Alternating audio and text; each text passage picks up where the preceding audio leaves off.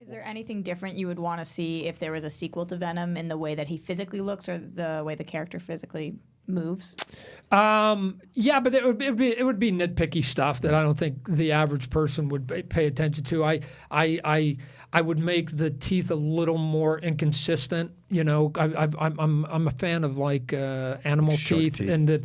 Well, animal teeth, there's different steps to it, and it rots in different ways, and it sits, and then, you know, because they don't get to go to dentists, so it doesn't come out perfect. And then, you know, I always drew the eyes a certain way, you know, and so to me, I go, oh, that's not how I drew. But that's a Todd thing. It's not an audience thing. But this was the closest thing to what was in your head as far as when you were creating it. You were happy when you saw it, for sure, right? Right. There was a presence to him, right? And what was when you saw Tom Hardy's head inside of it? That was Eddie Brock. Yeah.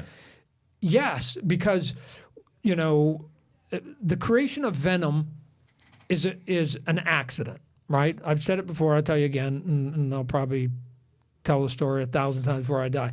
I was doing comic books. They wanted me to draw some more. I was doing the Hulk.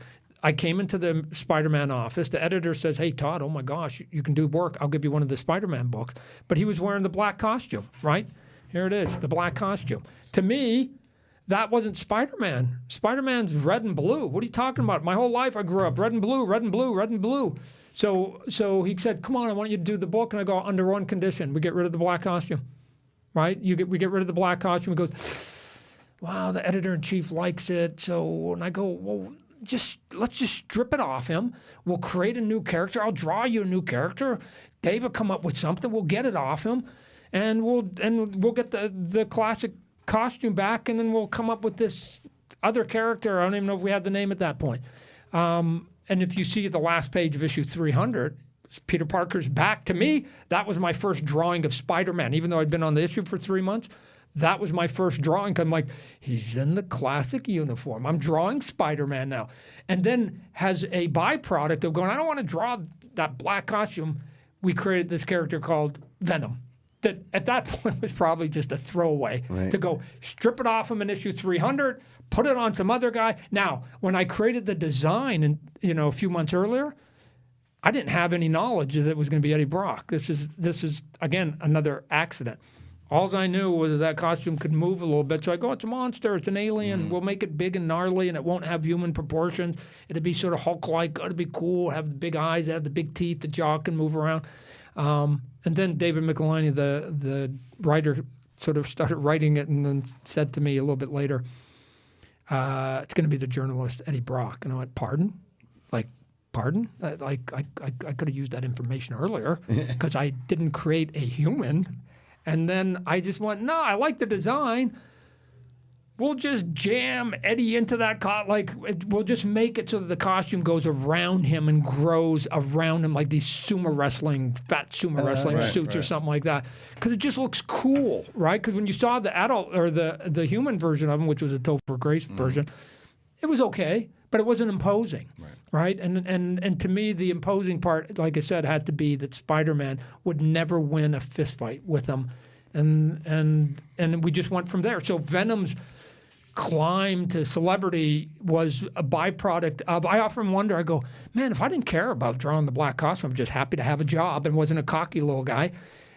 Would there be no Venom? Probably the answer would be there would be no Venom. It comes back to risks. It comes back to speaking your mind. It comes back to confidence, and it comes back to assertion. I think too. There are fine lines between being assertive and being sort of cocky, right, or being immature and being diligent and being delusional and being steadfast, right? I mean, there's a fine line. I've been called every single one of them. I'll take them all with the badge of honor.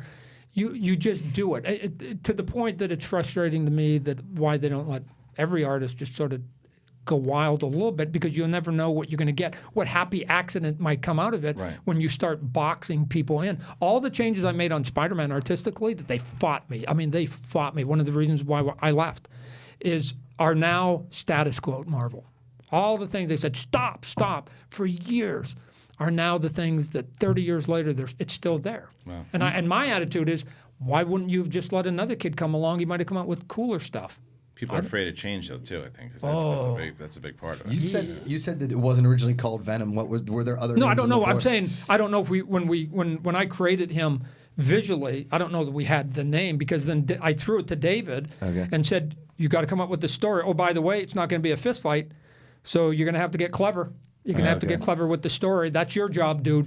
Mine is just to make it look pretty when you come up with that story. And here we go, right?" Awesome.